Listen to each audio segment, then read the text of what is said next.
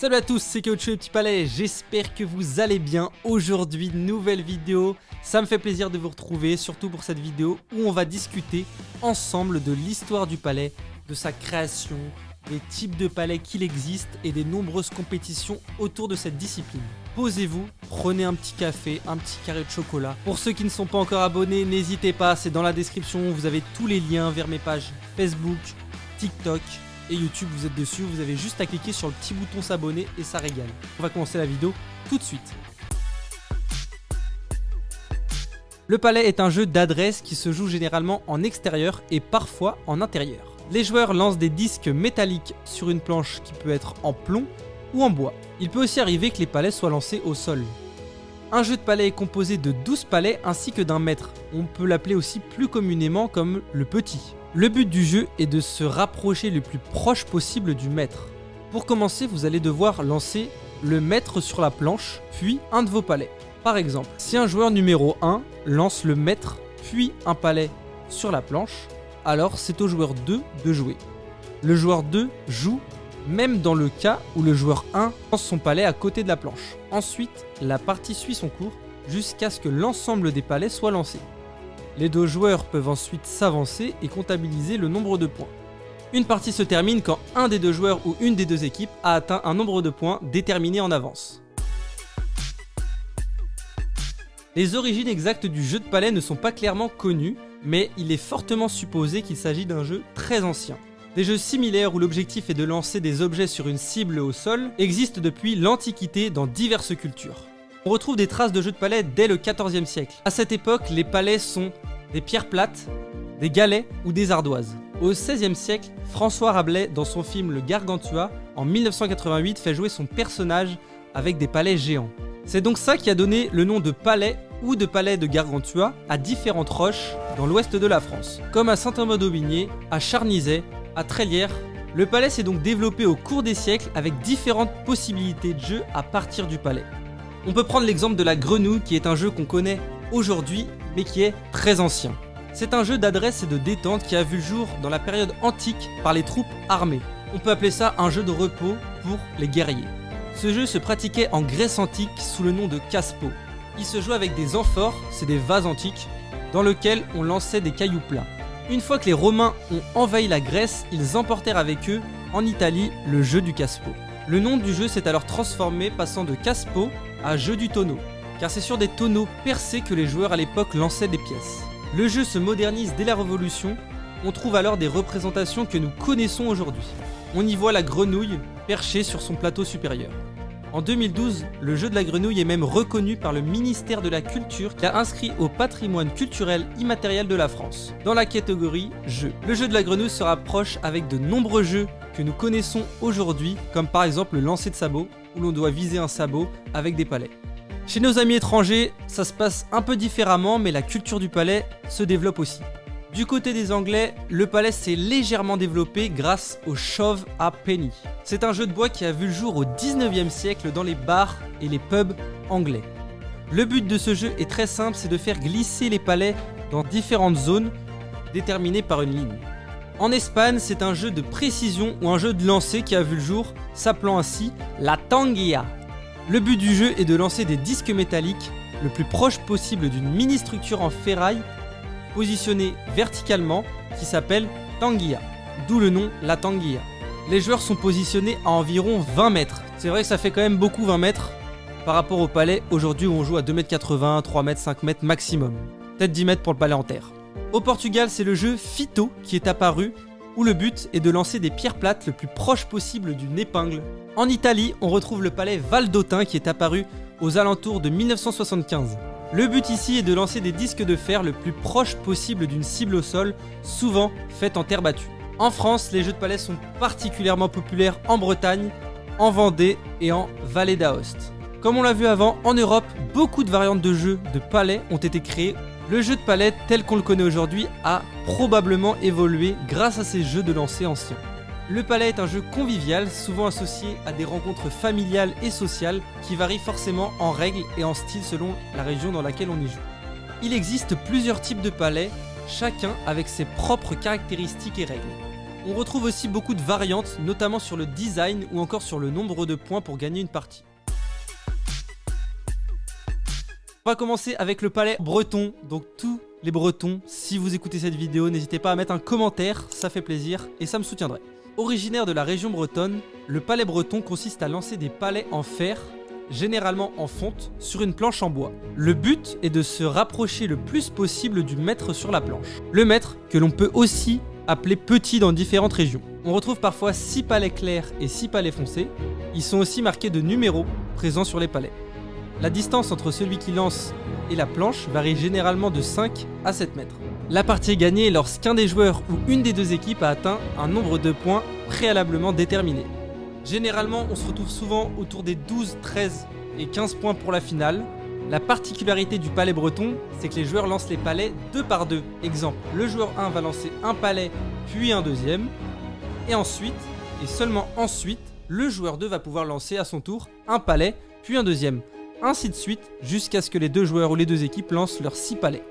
Ensuite, on va parler du palais vendéen, le palais où j'ai commencé les vidéos, ça me fait vraiment plaisir de vous le présenter. Le palais sur plaque en plomb est vraiment populaire, notamment en Vendée, mais aussi dans les départements limitrophes des Deux-Sèvres, Maine-et-Loire, Charente-Maritime et Loire-Atlantique. Le palais sur plaque en plomb fait partie de la Fédération nationale du sport en milieu rural, la FNSMR, avec bien sûr la notation palais fonte laiton.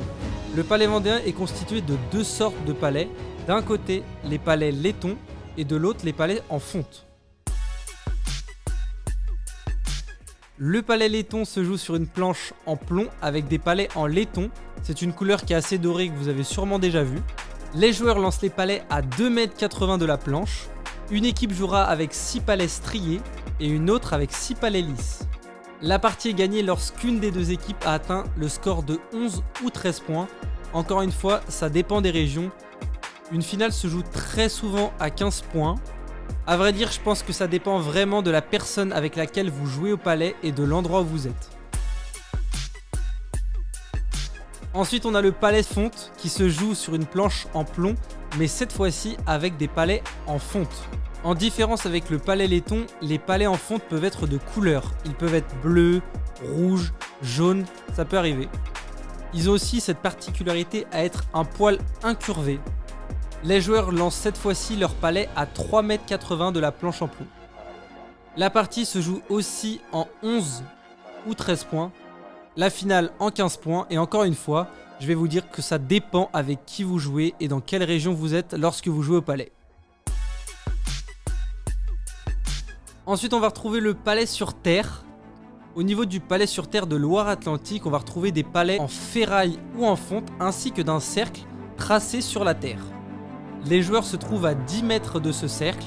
Bien sûr, l'objectif est de placer ces palets le plus proche possible du maître à l'intérieur du cercle. Une partie se termine lorsqu'une des deux équipes a atteint 13 points. Au pays de Reds, tous les palets comptent, même ceux qui sont en dehors du cercle. En revanche, au pays d'Anceny, les palets qui se situent en dehors de la ligne du cercle ou sur la ligne du cercle ne sont pas comptabilisés. Il existe plusieurs autres variantes du palais sur terre, notamment en Bretagne, en Maine-et-Loire ou encore en Deux-Sèvres, où les joueurs jouent à 11 mètres du cercle. Là, je viens de vous présenter plusieurs variantes de palais, bien sûr il en existe beaucoup d'autres. En tout cas, pour ceux qui souhaitent se procurer certains types de palets que j'ai présentés, vous pouvez vous rendre sur le site Cadetel. Avec le code REM10KOUT, vous bénéficiez de moins 10% sur votre première commande et sur tout le site. Donc c'est vraiment important de faire, on va dire, sa réserve sur la première commande et c'est là où on va bénéficier de la promotion. Cadetel est un site où l'on retrouve des planches, des palets, des jeux spéciaux ainsi que beaucoup d'accessoires liés au palais. On va aussi retrouver beaucoup de jeux extérieurs que vous connaissez sûrement comme le Molki, le Cub. On retrouve aussi la grenouille dont on a parlé dans la vidéo. Et pour ceux qui sont vraiment déter, il y a des billards, des baby-foot et plein d'autres choses. Donc je vous conseille d'aller faire un tour dans la description. Maintenant on va parler des concours et des championnats. Il est vrai qu'aujourd'hui il existe beaucoup de compétitions autour de la discipline. Les compétitions autour du palais se déroulent tout au long de l'année. Elles ont lieu souvent dans les départements tels que la Vendée, le Maine-et-Loire ou la Loire-Atlantique. On retrouve plusieurs types de tournois possibles. La Coupe de France, les Open, les tournois simples, les tournois doubles, les tournois en triplette, mais aussi les championnats de France. Au niveau de la Coupe de France alterne entre palais laiton et palais en fonte, une année sur deux. Cette année, la Coupe de France fonte se déroulera le 25 mai 2024 en doublette. On va aussi retrouver l'Open laiton jeune et féminin qui va se dérouler le 27 avril 2024 en individuel. On note également le championnat de France en fonte qui s'est déroulé le 4 novembre 2023. C'est Alban qui a gagné le titre de champion de France 2023 palais sur fonte 15-14 contre Florian Boudet en finale. On peut aussi noter que ce tournoi a accueilli 505 participants, ce qui est énorme. On peut voir que dans les compétitions qui existent, il y a beaucoup de participants et qu'il y a un gros engouement autour des tournois. Il existe aussi beaucoup d'autres tournois et compétitions que l'on peut retrouver grâce à beaucoup de groupes Facebook.